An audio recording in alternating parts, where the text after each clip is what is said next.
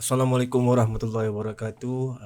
Dan terima kasih kerana sudi mengundang saya untuk memberi sedikit perkongsian kepada pelajar-pelajar yang berada di Universiti Malaysia Sabah, ya, UMS.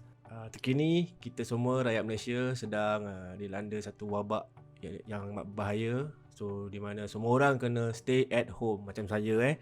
Saya pun dah 2 minggu tak pergi mana-mana. Pertama sekali saya nak ucapkan terima kasih kepada Encik Muzaffar selaku lecturer kot dekat Faculty of Computing and Informatics University Malaysia Sabah kerana mengundang saya untuk memberi sedikit perkongsian ilmu mengenai visual effect kepada pelajar-pelajar Fakulti Komputeran dan Informatik.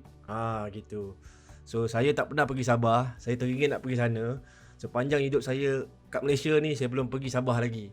Saya ada kawan Sabah, dia orang cerita macam-macam lah kat sana. Ada apa, tempat macam New Zealand lah kan. Lepas tu ada Pulau yang Biru. Okey, mula-mula saya nak intro sikit diri saya lah. Nama saya Muhammad Hafiz bin Saleh atau orang panggil Pat.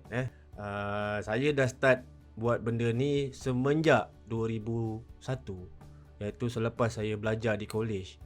Sebelum saya kenal apa tu visual effect, saya sebenarnya tak tahu apa benda yang saya buat kan, sebab saya minat kartun. VFX tu saya tak tahu apa benda sebenarnya. Tapi saya tahu apa yang saya tahu bila saya tengok wayang, tengok TV, saya nampak benda-benda macam kuasa-kuasa Dragon Ball, Kamehameha macam korang cakap tu kan. Lepas tu apa lagi, Matrix, Lord of the Rings. Macam mana depa buat benda ni kan? Jadi saya tertarik nak belajar benda tu lah. So saya masuk ke college Cosmopoint, belajar certificate in multimedia. Masa tu term multimedia sangat-sangat famous. So masa tu Adobe yang kita orang pakai Adobe Photoshop 5 ke 4 tak ingat. Masa tu memang susah lah, Photoshop tak ada content aware apa benda tu kan. Dan sekarang kita boleh klik satu butang, hilang background kan. Dulu kita orang manual pakai stem tool. Masking pun masa tu menggigil pakai mouse, tak ada lagi Wacom. Hantar assignment pakai disket. Oh lama, memang epic lah masa tu kan. Tapi tak apalah, saya belajar lah multimedia masa tu. Benda pertama yang saya buat dalam komputer grafik ni, kita belum cerita video dia, kita cerita grafik, komputer grafik kan.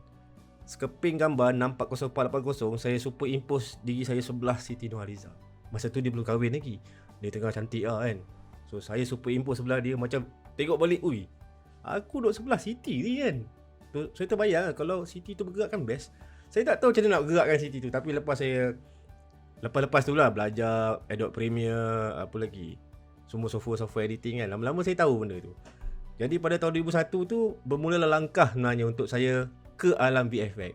So dipendekkan cerita, selepas 5 tahun saya dalam multimedia, saya try semua saya try Flash, saya try Macromedia Autoware, apa lagi 3D Max R3. So saya dah jemu dah multimedia ni kan. Apa benda kau buat ni kan, semuanya macam tengok benda yang sama je kan. Lala saya tertebik hati nak cuba visual effect ni. So filem pertama saya yang lokal, yang betul-betul saya eksperimen VFX ni ialah Hantu Fighter. Cerita yang saya rasa taklah berapa hit tapi dia kira eksperimental untuk kawan-kawan dan saya masa tu bereksperimen macam mana nak buat CGI level Hollywood tapi buat kerja tepi singki kan. Memang kelakar cerita tu. Tapi kita orang dapatlah momen-momen yang menarik lah. Jadi bila Hantu Fighter tu CG dia ada, tapi tak semua best lah. Ada yang kita orang achieve, ada yang kita orang baru belajar, baru tahu. Ada yang saya rasa dari situ saya boleh improve lagi banyak benda. So kau bayangkan pergerakan tahun 2007 sampai 2020. 2010 saya masuk ke industri VFX yang sebenar. Saya bekerja dekat Rhythm and Hues, sebuah company yang ada di Malaysia ketika itu, di bawah Los Angeles. Dia buka branch kat KL, di Cyberjaya. So saya dapat rasa filem-filem Hollywood macam Alvin and the Chipmunk, The Seven Son, Snow White and the Huntsman, apa lagi Mr. Popper's Penguin. So department yang saya bekerja ialah di department compositing, iaitu kalau dalam pipeline tu yang paling terakhir sekali. Korang bayangkan daripada saya zaman Photoshop lama tu, saya superimpose sebelah Siti Nurhaliza. Sekarang saya dapat cerita yang ada Charlize Theron, seorang pelakon yang saya suka. Cerita Snow White and Huntsman, korang bayangkan masa tu. So perlahan-lahan saya dapat develop saya punya skill menggunakan software-software yang terkini. So saya dapat rasa zaman perubahan alam daripada After Effects ke Nuke ke lepas tu daripada 3D saya dapat rasa zaman 3D Max ke Lightwave ke Maya, sekarang Blender, Unreal. So semua benda ni macam orang macam saya generally saya tapau semua. Sebab saya nak tahu semua benda. Sebab kalau saya pakai satu benda tak mungkin saya dapat. Dekat Malaysia dia paling susah nak dapat pekerjaan yang pengkhususan lah. Sebab saya dah tahu banyak peluang pekerjaan tu datang untuk orang-orang yang berkelayakan multitasker. Jadi dia boleh problem solving. Maknanya apa saja yang task on hand dia boleh fikir, walaupun tak perfect tapi dia boleh fikir dah ajak lagi ramai-ramai kaum-kaum dia bekerjasama dalam benda tu. So benda terkini yang saya buat untuk filem-filem Hollywood ni ialah ikan filem tapi dia sebuah TV series daripada Disney Plus. Tajuk dia Star Wars Mandalorian. Sekarang saya tengah bekerja di sebuah company VFX yang bertaraf Hollywood juga yang dipanggil Base Effect yang berada di Bangsa, dan di situ saya dapat merasa kembali membikin filem-filem VFX ni. Korang boleh tengoklah sendiri interview saya dengan Noise Staff tu kan. So saya dah cerita panjang lebar dalam tu. So boleh tengok, klik dekat link ni, Noise Staff So diorang dah tanya macam soalan, saya dah jawab macam-macam spontan. Itulah yang saya rasa. So membuat Star Wars tu sebenarnya kalau kita bersedia kita boleh buat apa-apa saja Star boleh. Honey Star boleh, Star Trek, Star Park. Baiklah, kita teruskan dengan topik perbualan. Sebenarnya idea untuk berbuah santai ni apa yang saya ditawarkan oleh Universiti Malaysia Sabah ialah untuk dijemput ke sana memberi sedikit ceramah talk pasal VFX lah kat sana. Tapi disebabkan masa tu kes COVID-19 ni baru je bermula, saya terpaksa reject lah. Sebab yang penting saya kena jaga kesihatan dan saya kena pastikan saya stay at home. So selang 2 hari lepas dapat tawaran tu dah datang lockdown kan. Jadi tak dapatlah pergi. Tapi ada juga idea rasa nak buat video ni. Okay, apa itu visual effects? Okay. Soalan yang paling common pernah saya dapat kat ramai orang. Kata, Cik Pat, visual effect tu apa dia? Visual effect ni okay, dia sangat-sangat besar kalau nak ceritakan term tu. Visual effect ni dalam bahasa yang mudah difahaminya ialah penjanaan komputer yang dibuat untuk membantu live action. Okey. So apa saja yang dibuat dalam komputer yang dijanakan kita panggil visual effect ya. Macam CGI ada terbagi pada dua. Kita ada full CG dengan live action CG. So kalau kita bezakan dua tu, fahaman kita tentang visual effect lebih mantap lah. Sebab orang kadang confuse visual effect Upin Ipin, visual effect Robocop, tak. Visual effect ni kita kena pecah dua ayat dia. Okay, kalau kita sebut Upin Ipin full CG. Kalau kita sebut Agent Ali full CG. Kalau kita sebut Ghostbuster live action CG. Kalau kita sebut Ready Player One, itu consider live action CG dan full CG. Sebab ada part tu dia gabungkan live action dengan CG, dan satu part tu semuanya CG. Kalau kita boleh bezakan dua tu, saya rasa pahaman saudara-saudara sekalian tentang visual effect ni akan jadi mantap bila kita gunakan visual effect ni. So dalam skrip, okay, kita ambil live action sebab live action dia ada tahap dia. Sebab apa yang kita shoot dengan kamera, contoh kita nak bakar, kita nak buat letupan, lepas tu ada orang melompat daripada api tu. So mungkin kita boleh guna stuntman untuk dia lompat menggunakan tali. Tapi mungkin director kata dia nak bila dia lompat ke api tu badan dia berapi macam Human Torch kan. Macam okey, takkan kita nak suruh stuntman tu badan dia berapi macam Human Torch kan. So kat situlah kegunaan dia visual effect. So Human Torch tu bila dia keluar daripada skrin tu, itu dah completely CG lah. Dia tak boleh lah bakar orang tu betul hitam, kawan tu rentung, kawan tu susah nanti.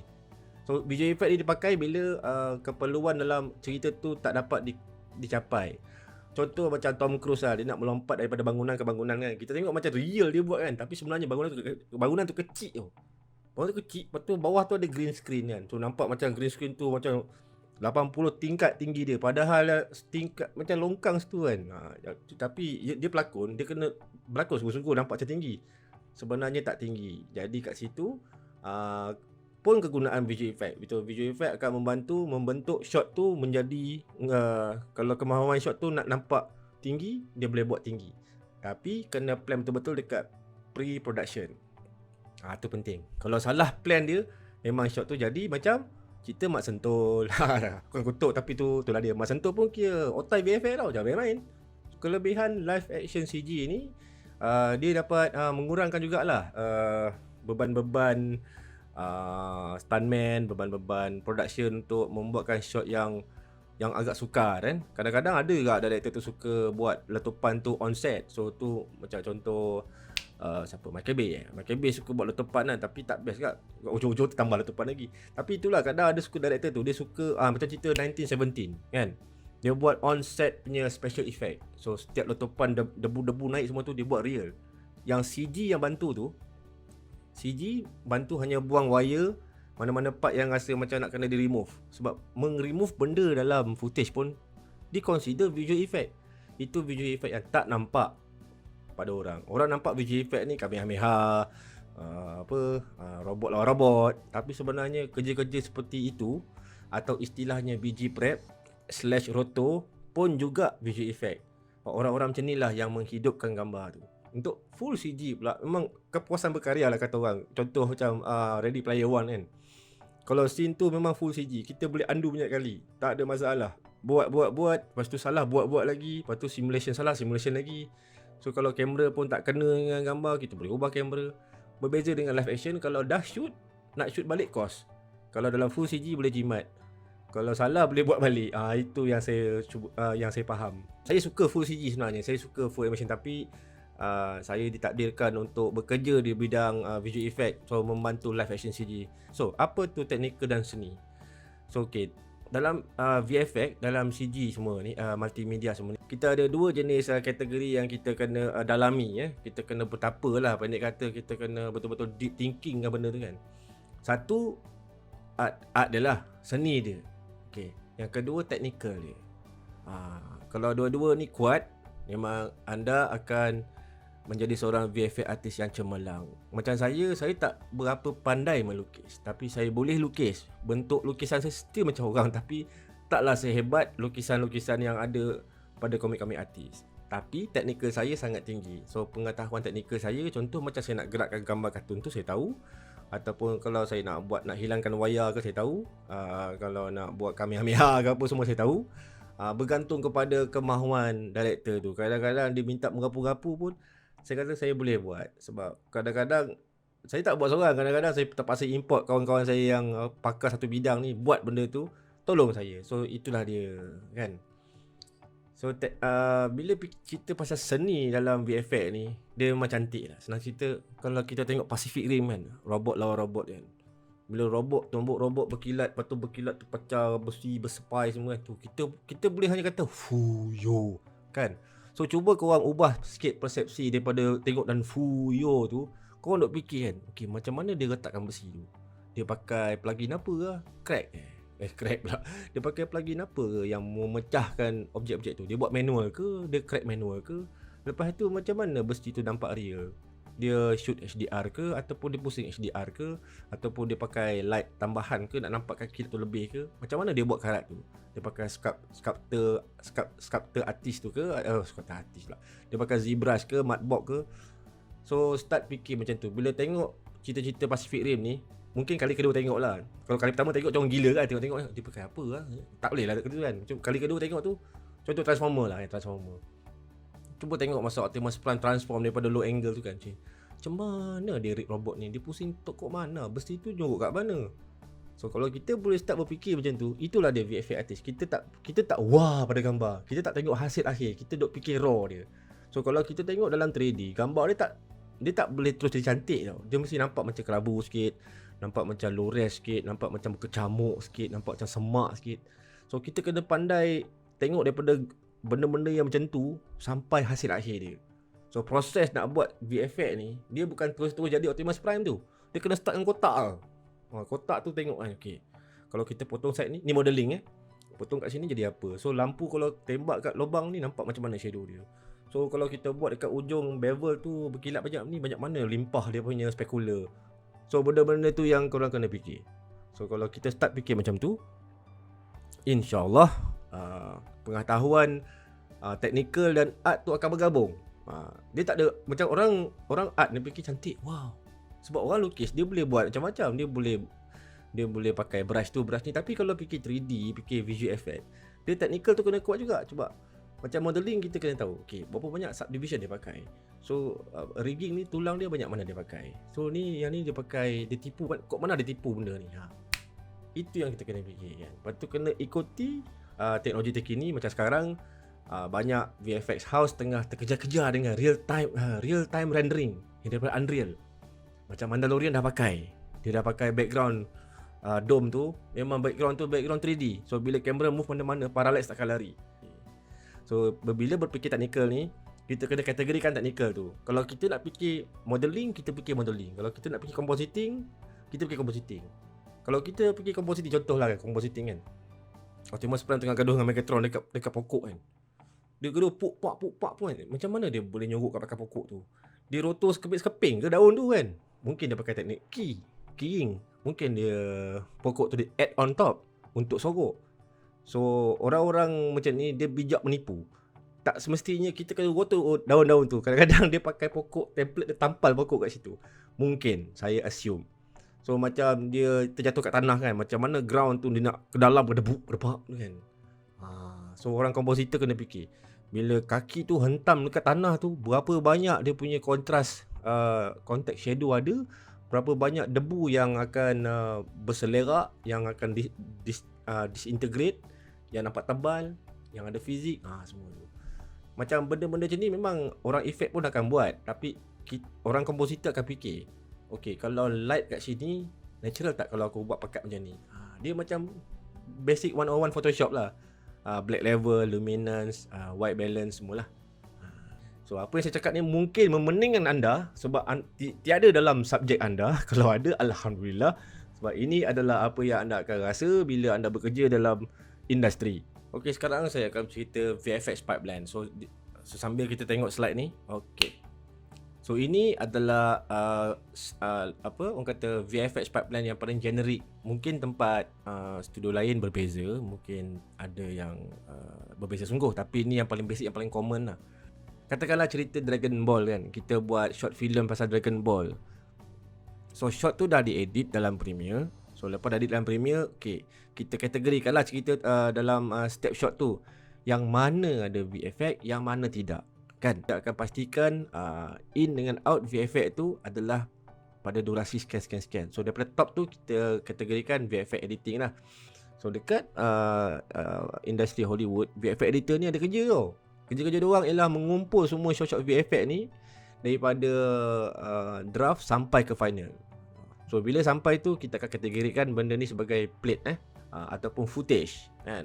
Footage ni mungkin dia punya description dia ialah establish shot of something ataupun medium close up, karakter buat something. So benda pertama yang selalunya berlaku lepas dah buat footage, katakanlah Kamehameha kan, kita nak kena buat match move. Match move ni maksudnya kamera yang korang shoot tu, yang korang duk layan ambil gambar tu, dalam komputer kena tiru sama. So dia ada software-software nak pakai nak buat benda ni. Korang boleh cari sendiri. Contohnya namanya Bujo, PF Track, Nuke pun boleh buat, tak silap. So, daripada atas ni kita panggil upstream, bawah ni downstream. So lepas animation dah ada, dia akan terus pergi ke lighting akan pergi ke compositing ni ialah bidang saya lah, bidang terakhir sekali. Orang-orang yang akan menggabungkan semua hasil kerja daripada atas tu kepada satu output yang terakhir. So sepanjang perjalanan tu, ikut pada shot tu, inilah dia punya pipeline. So kalau shot tu tak ada 3D, kita boleh tutup lah modeling tu. Mungkin dia lompat terus ke roto BG prep. Roto BG prep ni contoh kalau shot tu ada orang terbang, ada wire. So inilah bahagian yang membuang wire tu. Baiklah, sekarang kita akan teruskan pada sesi soal jawab. Ya, sesi soal jawab. Saya harap penerangan saya tadi kalau tak faham tu tak apa, boleh tanya soalan. Sebab memang saya faham benda-benda ni sangat-sangat baru bagi adik-adik semua. Tapi tak apa, jangan risau kalau korang teruskan berkarya, benda tu akan jadi kenyataan. Percaya pada saya. So kita akan teruskan pada sesi soal menjawab ya. Soal menjawab ni datang daripada student-student UMS lah. Ada 6 soalan. Banyak soalan ni, soalan dia macam bahasa Yoda tau. Lepas saya baca soalan-soalan ni, saya akan cuba huraikan dalam bahasa Melayu. Okey. So soalan yang pertama. What is the cons when professional using node-based editor like Nuke then using layer-based editor like Adobe AEPR? Tanda soal. I saw some big companies using node-based editor in behind the scene video and they doing the video editing in a group and real time. Mungkin saya salah faham, tapi ni mungkin soalan dia lah. So soalan dia bertanya, apa kelebihan para profesional memilih node-based editor seperti Nuke untuk VFX berbanding dengan After Effects yang berasaskan layer-based editor? Lepas tu soalan seterusnya, video editing in a group in real time. So macam dia ada dua soalan. Okay, soalan pertama saya jawab. Okay, untuk permulaan dalam VFX ni, semua orang start dengan After Effects. Saya sendiri start dengan After Effects. Sambil-sambil saya belasah dan tekan, tak puas hati, lambat nak mampus benda tu. Slow sangat dia punya komputer. Saya faham. Lama-lama saya faham kenapa dia slow. Itu limitasi dia. So kenapa saya pilih Nuke? So macam Nuke node base ni, dia dah macam gambar salah sila keluarga tau. So kalau After Effects kita ada dua layer. Layer satu ialah background, layer dua ialah element. Kita buat blur. Katakan blur operation kan. Okay, fine. Katakanlah blur tu saya nak pakai dekat banyak lagi shot lain, blur yang sama value, takkan saya nak copy paste. So saya ni agak menyampah agak lah bila nak buka banyak sangat kom baru lepas tu paste ni. Kadang-kadang tak semestinya paste tu jadi. So kalau Nuke, kita boleh buat satu node je blur, linkkan pada semua plate tu menggunakan value yang sama. So kelebihan node base ni, dia professional sebab dia perjalanan daripada top footage tu sampai ke kom bawah tu, dia akan pastikan gambar tu tidak hancur. So dalam Nuke dia ada pipe tu, kita boleh tengok. Okay, A over B katakan, A over background. Daripada atas tu dia akan pastikan format dia sama, dia punya size framing dia sama. Yang B ni hanya salo je, so dia akan sambung sampai habis. So benda tu sedang kan. Kalau macam roto pun nampak, tak adalah tengok macam nak kena macam After Effects nak roto, nak kena tengok dia punya layer semua kan. Ni tak payah, kita terus buat on the spot. Macam okay, roto ni boleh linkkan kepada banyak lagi benda lain, instead of dalam After Effects kena copy paste, precom. So artis memilih Nuke sebab dia lebih selesa dan lebih cepat dan efektif dan tidak menjahanamkan gambar. Yang lain-lain tu kadang-kadang rasa After Effects boleh buat, tapi untuk memastikan color, dia punya value dia sampai ke bawah tu, dia punya black level, grain, saya rasa Nuke lagi better daripada After Effects. So itu sebab professional memilih Nuke. So yang soalan lain tu kata video editing in a group in real time. Oh, ini memang di luar perkaraan saya. Tapi saya nampak option tu dalam Premiere, dia boleh edit in a group. Maknanya apa dia buat tu boleh dikongsikan pada editor lain. Dia menggunakan internet lah. Macam dia punya edit punya timeline tu, editor lain-lain akan sambung. Saya rasa benda ni nak pakai boleh, buat manual pun boleh, mana-mana pun boleh. So tak ada masalah. Memang wujud benda tu, benda tu memang wujud. So soalan yang kedua, how to edit video VFX where all 3D layer are edited in real time? Usually when we create realistic animation in Blender, then we import it to After Effects, we export the image sequence and edit. This is slow. That's why I want to edit in real time. Oh, macam marah soalan ni. Saya faham perkataan-perkataan ni kan. Tak apa, macam ni. So apa maksud soalan ni? Dia kata bagaimana nak edit VFX yang dirender dari 3D secara real time dalam kom. So untuk pengetahuan pelajar-pelajar semua, pada tahun 2020 ni komputer hardware kita pun dah sangat mantap. Dah adanya prosesor yang hebat, dah ada orang kata prosesor yang hebat lah, macam Ryzen yang baru tu. Lepas tu ada apa lagi, Pentium yang baru. So teknologi tu dah bertambah baik. Lagi kita buat 4K lagi sedap kita lanyak dalam komputer. So tak ada masalah slow dah sebenarnya. Yang menjadi slow kadang-kadang bukannya sebab apa kita buat, sebab kita terlepas pandang benda tu slow. Contohlah kan, awak dah tahu awak ada satu shot yang com dia menggunakan After Effects com dia menggunakan 20 layer. 20 layer tu penuh dengan efek-efek elektrik, asap, api, semua bagai kan. So bila semua ni kalau awak buat serentak dalam satu precom, logik masuk akal, dalam teknikal benda tu berat. Tapi kalau awak pecahkan benda-benda ni sebagai segmen, katakan elektrik satu precom, asap satu precom, apa lagi kebakaran satu precom. So precom ni awak render, maksudnya jadikan dia sequence. So komputer takkan baca benda tu by layer tau, by proses tau. Dia akan tengok benda tu as sequence. So bila sequence tu di precom digabungkan dalam satu precom besar, dia still akan menjanakan apa yang awak mahu. Betul ke real time dalam com tu wujud? So sepanjang pengamatan saya, kalau shot tu com dia ringan, tak banyak layer, dia memang real time. Dia kalau tekan spacebar ke tekan play ke, dia tak akan ada lag. Dia akan laju smooth. Tapi andai kata kita tersalah langkah, tidak memprecom ataupun tidak mengurangkan beban komputer membaca setiap note atau layer tu ke dalam satu, komputer akan crash. Even Hollywood pun kalau dia tak boleh nak deliver shot tu, sebabkan shot tu berat, dia akan buat precom. So precom ni adalah satu term yang paling dipakai oleh semua orang untuk mengurangkan beban komputer membaca setiap benda yang berat tu. Soalan ketiga. Let's say we make fighting scene like Dragon Ball. Ini budak-budak ni mesti minat kartun-kartun manga kan. Saya minat Dragon Ball juga. Usually the Kamehameha we create it in 3D, and the footage that we record, the scene is also moving in 3D space. Dia cakap ni. So after we add the Kamehameha to the scene, the problem is that the light is not distributed evenly inside the footage. How we fix that? Dia punya soalan ni, saya rasa dia pernah cuba buat Kamehameha tu dekat mana-mana lokasi tapi tak berjaya. Saya faham dilema-dilema bila kamu mahukan sesuatu, nak achieve sesuatu tu, bila buat tengok alamak tak jadi, aku rasa letih. So bila dia buat Kamehameha, masalah pertama dia ialah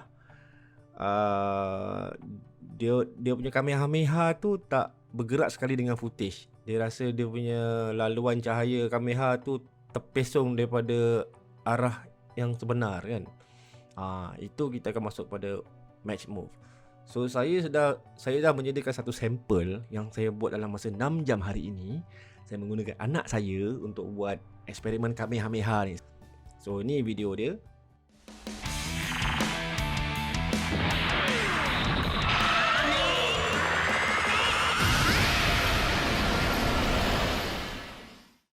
Okay, fokus lagu.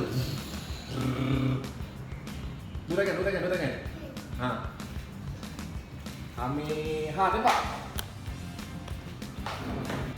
Ayo. Okay, sekarang buat sini. Ni. Okay, Kamehameha. Ya. Action. Okay, goyang. Okay dah. Itu dia saya buat.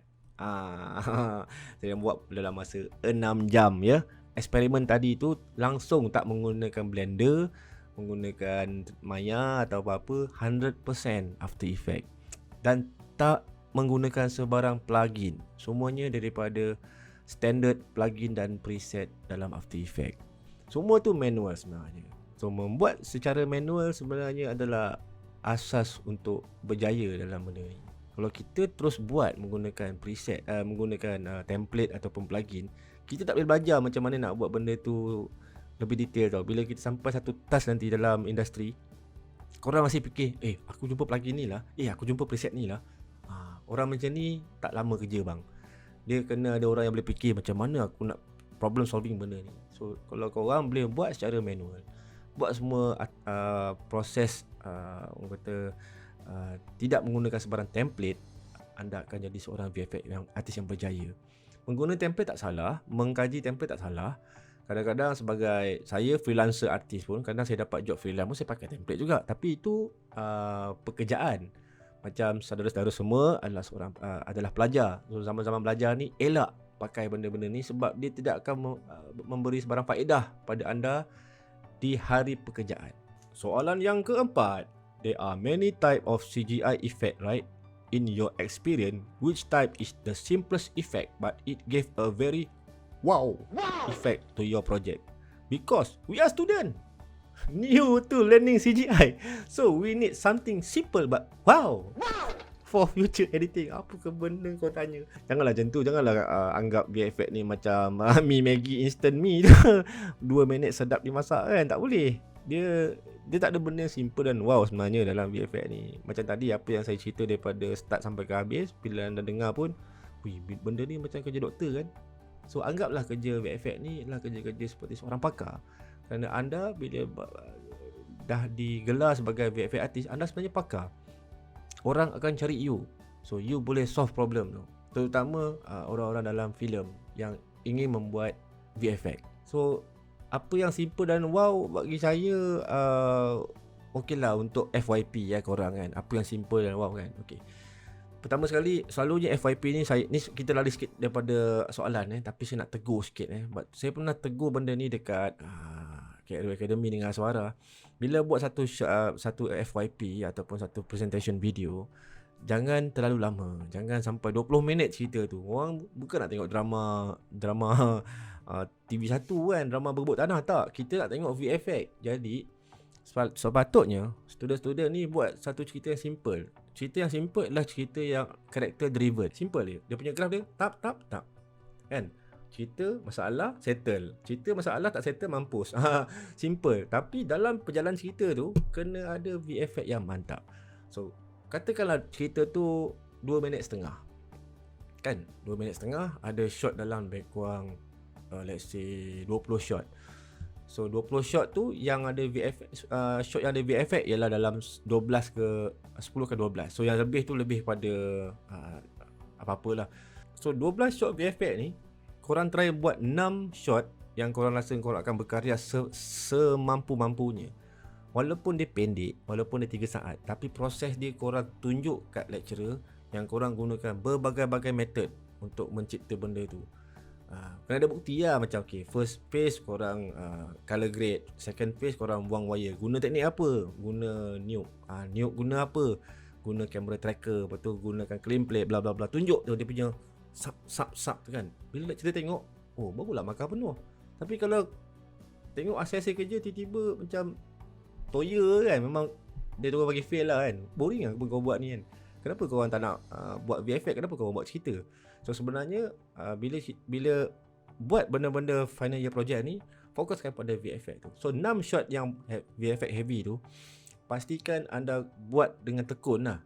Jangan buat sembarangan. Contoh kalau katakanlah shot tu korang nak buat set extension. So dalam satu kawasan korang shoot, belakang tu korang nak letak gunung ganang macam ada gunung berapi ke apa kan. So korang buat betul-betul gunung tu, korang matte painting kan dia. Lepas tu kalau korang rajin, korang boleh explore Houdini, macam mana nak buat lava ke apa. Buat betul shot tu sungguh-sungguh berkarya orang kata lah. Lepas tu dia punya rotor tu, bila ada orang lalu kat situ tu, buat sungguh-sungguh detail gila. Rambut semua buat lawa-lawa, tak nak ada bocor kan. So tunjuk kat lecturer benda-benda tu, barulah anda akan digelar VFX artist. Dia memang sekali lalu je nampak macam senang je buat benda ni. Tapi kalau kita sebagai artis VFX, kita bukan tengok sekali pandang tau. Kalau saya supervise shot, saya akan tengok frame by frame. 1, 2, 3. Lepas tu saya ulang balik belakang, undur, depan. Nampak ada satu benda bocor je apa, saya terus reject shot tu. So kita punya attention to detail sangat tinggi So try buat 6 shot tu, berikan attention to detail. Yang selebihnya mungkin buat yang macam orang cakap simple dan wow. Simple dan wow effect tu lah kan. Macam berbol lens flare ke apa-apalah, burung terbang ke apa kan. Apa-apa lah. Kalau boleh janganlah fikir macam tu. Simple dan memang you guys student. You guys tak boleh buat macam apa saya buat. Tapi sebenarnya kalau kita start berfikir macam ni kan, kita tak boleh bergerak mana-mana tau. Apa yang saya boleh cadangkan, kalau rasa-rasa tak mampu buat macam apa saya cerita ni, try buat dalam Photoshop. Try buat simple dan luar dalam Photoshop dulu. Contoh macam saya cakap lah, macam tadi, superimpose diri saya sebelah Siti Nurhaliza. Kalau gambar tu nampak tak melekat, tak ada wow pun. So untuk melekatkan gambar tu, anda perlukan teknik-teknik seperti level, saturation. So start buat dalam scraping grafik dulu. Kalau anda dah faham dalam scraping grafik, insya-Allah dalam video dia cuma hanya ada kemahiran gambar bergerak je. Kalau karakter ni bergerak macam ni, kita kena track dan sebagainya. Soalan kelima, usually how long will you edit one scene applying the CGI effect? Maksud dia, berapa lama saudara edit satu scene untuk apply CGI effect? Dia depends pada description shot tu. Kalau shot tu dia cakap aku nak gunung berapi ni meletup. Meletup, keluar. Seperti gunung berapi.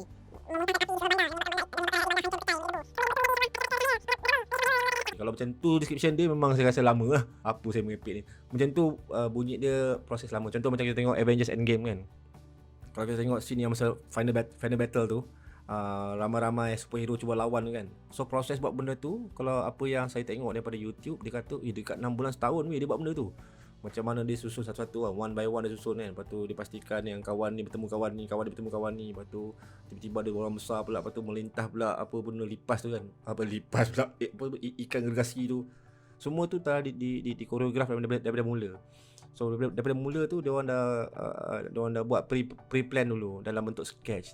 Tapi saya rasa orang-orang macam Hollywood ni, dia tak semestinya, kadang-kadang dia bila dah buat daripada lukisan kasar tu, dia akan tambah-tambah lagi tau. Orang panggil improvise lah. Kadang-kadang idea ni start daripada kertas memang cantik, tapi bila kita dah nampak visual, kita improvise lagi dalam 3D, dia akan lebih best. So creative process ni tak semestinya apa yang kita buat dalam kertas tu itu kita ikut. Dia boleh berubah ikut masa. Jadi bila kita ada freedom of creativity macam tu, jadi dalam pasukan tu sangat menarik. Kalau korang buat FYP bersama kawan-kawan, janganlah terlalu serius sangat. Aku nak buat macam ni, aku nak. Tak ada. Kadang-kadang bila sampai dekat post production tu, kau nak buat kalau tambah sini best juga, boleh buat version lain. Itulah proses creativity. So berapa lama saya buat benda ni, kadang-kadang depends pada saya punya nafsu. Saya punya kemahuan juga. Kadang-kadang contoh macam Sembang CG punya intro kan, kalau korang buka saya punya YouTube, saya ada buat montage yang watak, mungkin siapa panggil nama dia Ajim. Dia ni dia 2D. Saya buat dia pakai Adobe Character Animator. So saya animate dia ni pakai webcam. Saya lukis dalam Photoshop. So lepas bila dia bergabung dengan background pula semua 3D daripada Maya yang saya daripada Arnold. So bila saya buat dua-dua benda ni serentak kan, along the way tu ada je benda tak kena tau. Macam lepas dah buat ni, kalau kamera ni pusing sini okey tak? So saya akan ubah benda tu.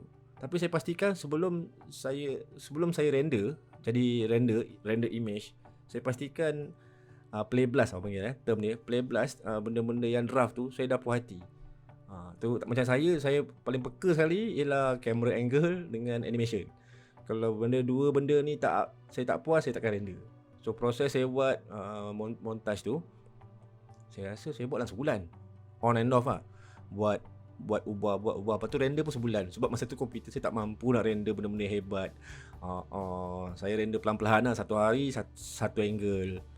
Itu namanya sabar sepada iman, kawan-kawan. Baiklah, soalan yang ke-6, soalan yang terakhir daripada you guys. What is the most popular tool that people like to use? Okay, ni soalan paling generik lah. Dia tool dia banyak. Okay, benda yang saya nak pesan tool is just a weapon. Yang penting ialah you punya